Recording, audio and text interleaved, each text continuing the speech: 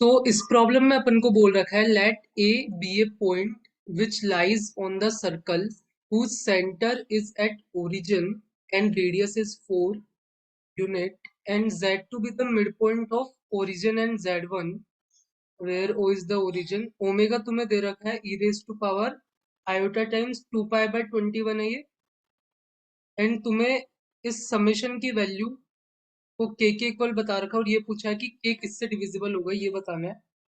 तो multiple choice problem है, तुम्हें बताना है ये क्या आंसर होगा इसका. सो देखते हैं फिर इसको कैसे करना है.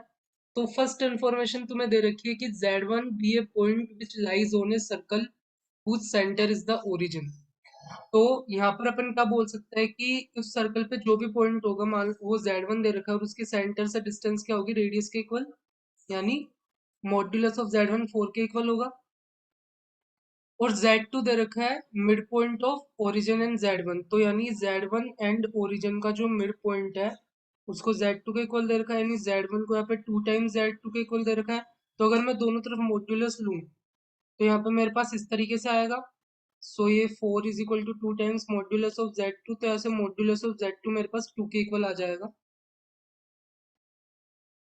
उसके बाद आगे देखें तो अपन को एक और इन्फॉर्मेशन दे रखी है कि omega is equal to this दे रखा है तुम्हें यहाँ पे. तो ओमेगा तुम्हें दे रखा है यहाँ पर e raise to power iota times 2 pi by 21. तो ये तुम्हें पता चल रहा है कि ये 21 रूट्स ऑफ यूनिटी है बेसिकली, उसमें आ रहा है ये. तो यहाँ पर तुम्हें पता है जैसे क्यूब रूट ऑफ यूनिटी में रूट से 1 omega and omega square and in सब का जो सम था वो 0 था, तो वैसे ही इस केस में जो रूट्स आएंगे 1 plus omega square up to omega raise to power 20, इन सब का सम 0 आएगा. तो यहाँ से तुम बता सकते हो कि omega plus omega square up to omega raise to power 20 का जो सम है वो -1 होगा. ये तुमने बता दिया.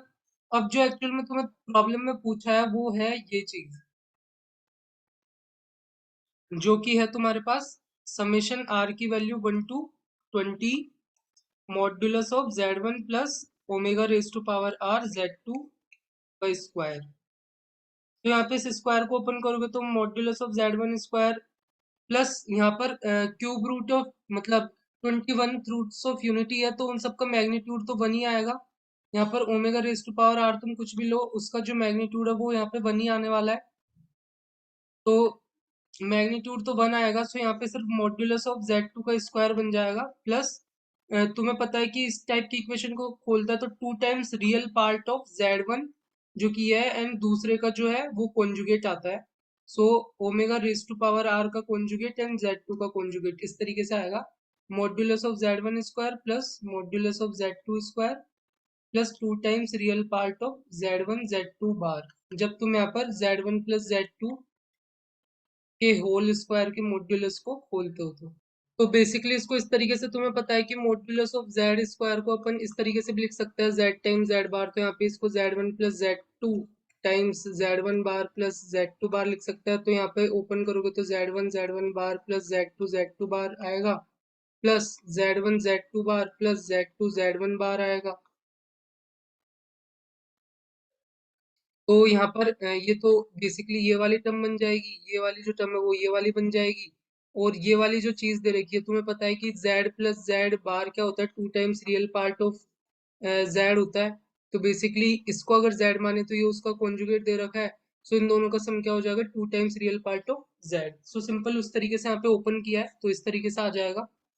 अब मॉड्यूलस ऑफ z1 की वैल्यू तुम्हें पता है तो ये 4 थी तो उसका स्क्वायर 16 हो जाएगा, सेकंड में 2 थी तो स्क्वायर 4 हो जाएगा प्लस 2 टाइम्स